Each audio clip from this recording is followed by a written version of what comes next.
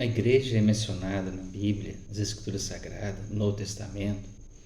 Ele é mencionado como os irmãos, era chamado, os discípulos de Jesus era chamado cristão. Aí em Atos dos Apóstolos, inicia a igreja do Senhor Jesus, quando foi iniciada, está no Novo Testamento, em Atos dos Apóstolos. Em seguida, Romanos também está mencionado a igreja, né? Que está no capítulo, aos Romanos 16, verso 1 a 5, né? Ali, as irmãs ali, Paulo menciona mais irmãs ali, a igreja, que ela se reúne na casa. Os irmãos estavam reunidos em casa, né? Então Paulo está feliz, né? Muito feliz, né? E Paulo está mencionando saudações a eles, a igreja ali aos romanos, né? A igreja de Cristo, a igreja de Deus, que estava na casa deles, da irmã Febe, Priscila, Áquila, né? Então é muito importante observarmos a palavra de Deus quando é mencionado. Muitas pessoas me perguntam, mas a primeira religião foi a tal, dá um nome de título, né? Então, Paulo era servo de quem? De Jesus, né? Servo de Deus, de Jesus Cristo. A igreja era mencionada na Bíblia, a igreja de Deus, a igreja de Deus, a igreja de Cristo. Está registrado na Bíblia, você pode observar. Pega a sua Bíblia e leia. Romanos capítulo 16, versículo 1. Lê todo o capítulo, você vai observar ali, vai discorrer ali. Paulo agradecendo a Deus. Ele é a igreja de Cristo, a igreja de Deus que se reúne em suas casas, né? Na casa dos irmãos. E também se observar, Filemon também é mencionado na Bíblia. Epístola de Paulo a Filemon. No capítulo 1, Paulo diz assim, Paulo, prisioneiro de Cristo Jesus, irmão Timóteo, ao amado Filemon, e também o nosso colaborador. Eles colaboravam na obra de Deus. As suas casas eram abertas, né? E eles se reuniam ali, eles oravam, e Deus fazia muitos milagres. Por que eles estavam reunidos geralmente em casas ali? Porque estava muita perseguição. Tanto é que os irmãos, né, os apóstolos morreram, perseguidos por amor de Jesus, né? Então eles se reuniam mais em casa. Eles queriam mais heresia, o povo, né? O povo do mundo, as coisas hereges, as coisas de heresia, então era assim, né? Tinha que estar de acordo com eles lá nas heresias. E se não tivesse, eles eram perseguidos por amor de Jesus. Eles achavam que a igreja de Jesus Cristo, a igreja de Deus, era errada. Tanto que o ser humano é pobre de espírito, de mente, né?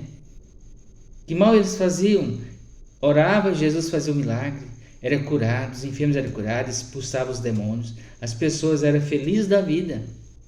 Quando você absorve ali, lendo a palavra de Deus, você vê tantos milagres de Paulo. A sombra deles curava. Eles falavam, estava falado, o que Paulo falava ali era curado. Se estava morto, era ressuscitado. Que mal eles fizeram? Nenhum mal, só o bem. Não explorava ninguém. Tanto é que Paulo menciona, né, o evangelho de Deus gratuitamente, prega o evangelho gratuitamente. Que mal fez Paulo? Só o bem. E nem estendia a mão para os necessitados. Paulo vivia pela fé em Cristo Jesus. Paulo amava as coisas de Jesus, as coisas de Deus. Ele não abria mão da palavra de Deus, apóstolo Paulo. E os demais irmãos também, né? Morreu, essa palavra chegou até nós, um grande sofrimento também dos apóstolos, né? Foram perseguidos só porque faziam o bem, só porque eles tinham Jesus nas suas vidas, né? E o mundo é assim, aqueles que estão mais encapetados é que eles mais amam, que eles mais gostam. Quanto mais abominável, mais o mundo abraça. As pessoas mais desonestas e cruéis é que o mundo ama, gosta, tira foto, né? Fulano tal, lá no passado morreu. Vejo o currículo desse indivíduo. Stalin, muitos outros aí, né? Né? Não está nem falando o nome dessas pragas. Diante da palavra de Deus, esses homens vão pagar o preço, né? Já estão pagando o preço já, né? Partiu, né, dessa para outra, né? Agora é o acerto com Deus, né? Quantos males esses homens fizeram? Che Guevara, Fidel Castro, ainda tem uns vivos aí que ainda gostam disso, né? mas saiba que as mãos de Deus, ninguém vai escapar. Né? Não fizeram o bem, poderia ter feito o bem, mas não fizeram. Preferiu sentar no colo do demônio, em vez de estar do lado das coisas de Deus. Fazer o bem sem olhar quem, né? Então é isso, Filemon é lembrado aqui na palavra de Deus. Paulo fez questão de lembrar os irmãos Filemon, irmão Timóteo, né? A irmã Afia, Arquipo, nosso companheiro de luta, e a igreja que está em tua casa. A igreja que está em tua casa. E às vezes muitas pessoas hoje estão assustadas. Não, vocês têm que congregar, porque não pode e tal. Por que será? Aqui está dizendo que pode. Você tem que ter comunhão com Jesus, não é comunhão com templos feitos por mão de homens, né? Por que será que eles estavam aqui reunidos em casa? Várias passagens, não é só essas não, tem várias passagens.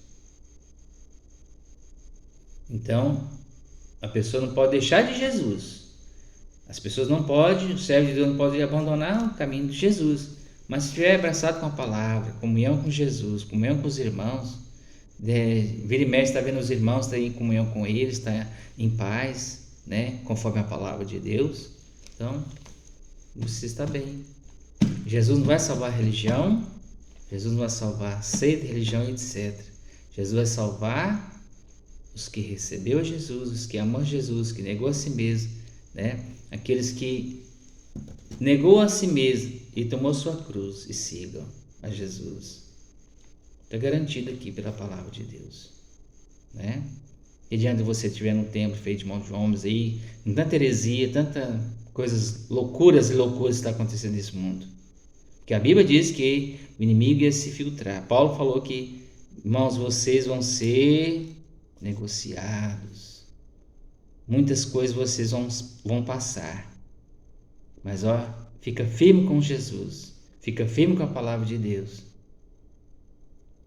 É a salvação de vocês, o nome de vocês estão escritos no livro da vida. Né? Jamais Jesus vai apagar o nome da pessoa que ama Ele. Né? Jesus não contradiz a sua palavra. Aquele que ama Jesus, recebeu Jesus, está servindo Jesus, não está errado, não está andando conforme o mundo, vai ter a salvação. Ah, mas o fulano ele é religioso e está todo dia praticamente lá na casa, né? Na igreja. Né? A igreja é você é templo do Espírito Santo. Você tem que ter comunhão com Jesus. Não adianta você ir lá nos templos e depois fazer tudo errado.